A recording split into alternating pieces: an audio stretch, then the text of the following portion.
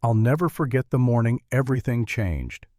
6:47 a.m., the exact minute Patricia Vance kicked my trash can for the 17th time. But that day, instead of garbage exploding across my driveway, she got hit by a purple powder bomb I'd engineered myself. And that moment, Patricia, screaming, covered head to toe in Barney purple dust, ended up exposing $100,000 worth of HOA corruption that had been hiding right under our noses. I never wanted a war with my HOA. I just wanted a quiet life.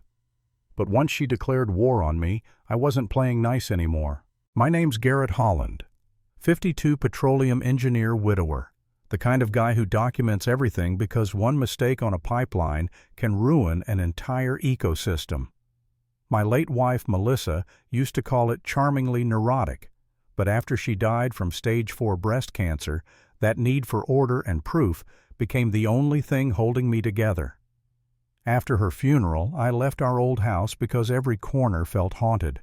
My kids understood. They helped me find a place in Pine Haven Estates, a desert suburb outside Phoenix. Corner lot, clean lines, quiet streets. Perfect for a man trying to breathe again. Or so I thought. Pine Haven had one problem. Its self-appointed monarch, Patricia Vance, the HOA president for 3 terms running. If you imagine a Karen with power, a clipboard, and a taste for cheap velour tracksuits, that was her. First week I lived there, I got a $150 violation for a decorative rock border being 1 inch too tall. 1 inch. Installed by the previous owner. I walked the neighborhood that afternoon. 6 homes had the exact same border, including Patricia's. I emailed the board. She replied within minutes. Previous violations do not excuse new violations. Fine stands. Remove within 10 days. No explanation. No courtesy. Just authority for the sake of authority. I swallowed my anger, paid a landscaper $200 and moved on. Then came the trash cans. It was a Tuesday. I was in the shower when this bang echoed through the house loud enough to rattle the shampoo bottle off the ledge. I ran outside wrapped in a towel like some confused cartoon character. My 95-gallon bin was tipped over, garbage everywhere. Coffee grounds splattered across the concrete like wet dirt. Napkins stuck to my mailbox, banana peels on the hood of my truck. No wind, no animals, no trash truck anywhere near the street. My neighbor Darnell helped me clean up. He shook his head and muttered, "Third house this month. Always Tuesday. Always early. Something's off." He was right.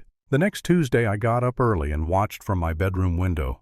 6:47 a.m. Patricia's white Lexus rolled past, slow, predatory, even slower than usual, but she didn't stop. My bin stayed standing. Maybe I was just paranoid. But the Tuesday after that, when I overslept until 7, I walked outside to another trash explosion. This time, among the coffee grounds, I saw a footprint. Women's athletic shoe size 7 or 8. Same tread pattern Patricia wore on her morning patrols. That was the moment I thought. Melissa fought cancer for 2 years without complaining. Am I really going to let some HOA tyrant beat me with a trash can? I installed a Ring camera that weekend. Tuesday morning came. 6:47.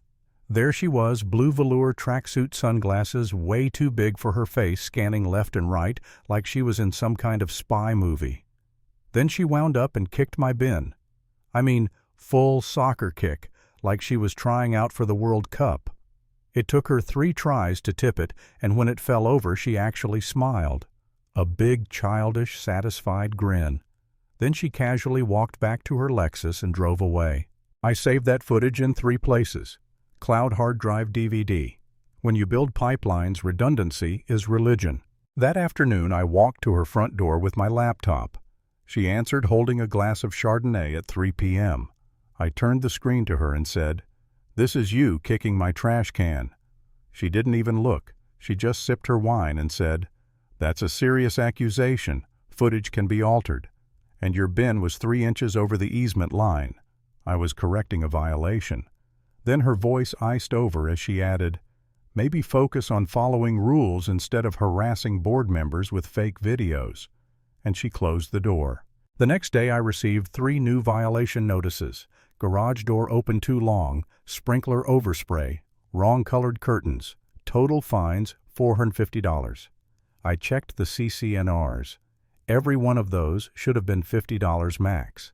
She tripled them because she could. I asked myself, is this worth it? I just lost my wife. Do I really want to fight a power-tripping HOA president, or should I just pay and disappear? I almost quit. Almost. Then Darnell walked over that evening with grilled ribs and a look that said he'd seen this before. He told me about the Kowalskis, a family Patricia had fined until they were forced to sell their home. 7 families in 3 years, each one pushed out over petty violations. That did something to me, flipped some switch. I wasn't just protecting myself. I was protecting my neighbors, my community, and maybe protecting the part of Melissa that hated bullies. So I documented everything. I drove around Pine Haven for 2 hours photographing houses with the same violations I'd been fined for.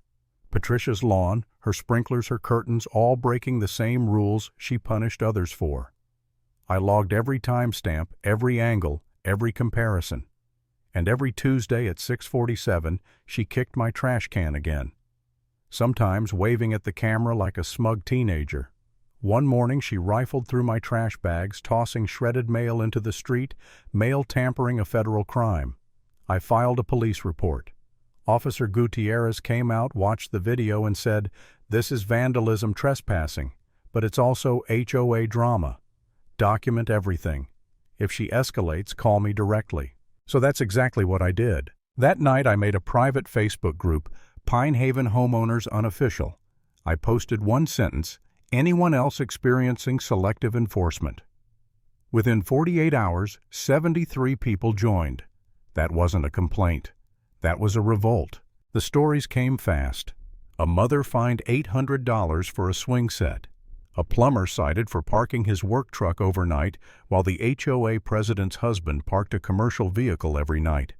An elderly couple nearly losing their house over a dead tree that wasn't dead. Darnell fined for a tiny 2-inch sticker on his mailbox, while Patricia's mailbox had gold lettering and a custom logo. And when we added the fines together, $47,000 in 2 years. But the pool pump was broken. The landscaping was dying, and nobody had seen financial records in years. Where was all that money going? I sent a certified letter requesting the HOA financials. Legally, they had 10 business days to respond. On day 15, Patricia finally replied, "Records ready. $50 processing fee required. Illegal. State law forbids that." I sent her the statute. She replied in 5 minutes, "Your interpretation is incorrect."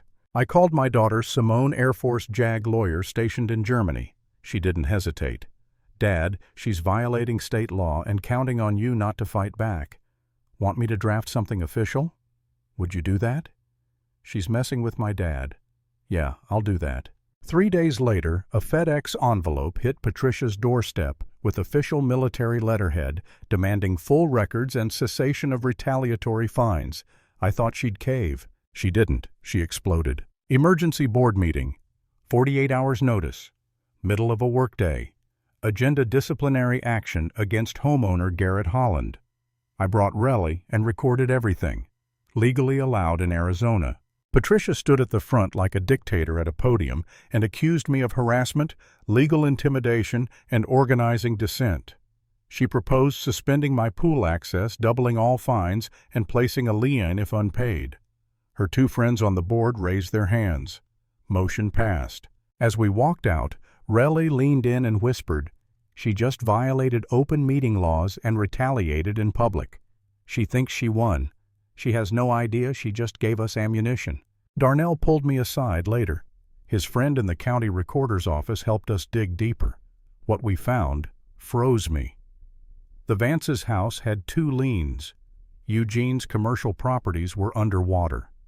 HOA foreclosure records showed 2 homes bought by an LLC connected to Eugene bought cheap, flipped high. Patricia fined people into foreclosure, and Eugene's company profited. That wasn't pettiness. That was organized theft. Everything clicked: the excessive fines, the secrecy, the intimidation. She wasn't a petty tyrant. She was a criminal using HOA rules as weapons.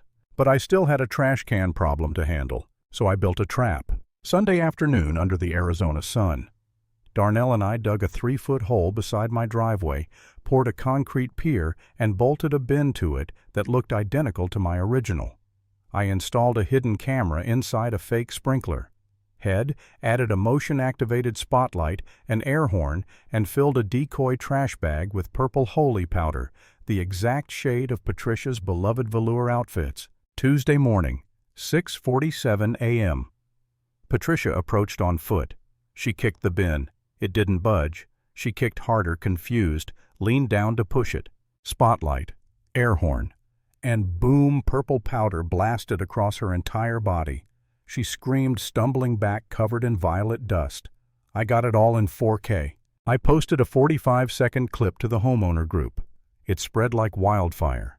The neighborhood finally saw the monster behind the clipboard. Patricia panicked. She emailed all 340 residents claiming I'd set a dangerous booby trap demanding $5,000 and threatening foreclosure.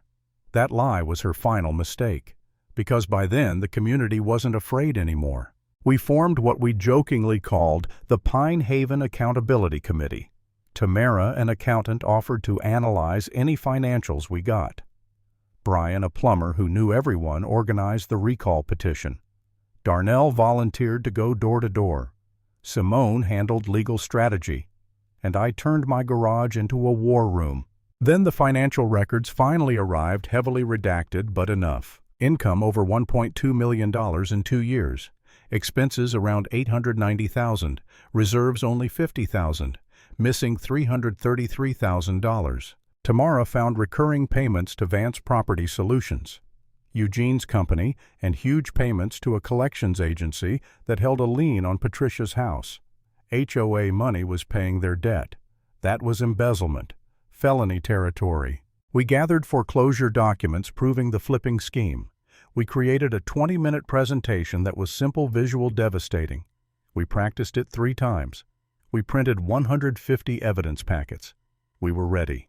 Patricia tried everything, changing meeting locations, ripping down flyers, posting lies online, even doxing me and my family. Someone egged my truck.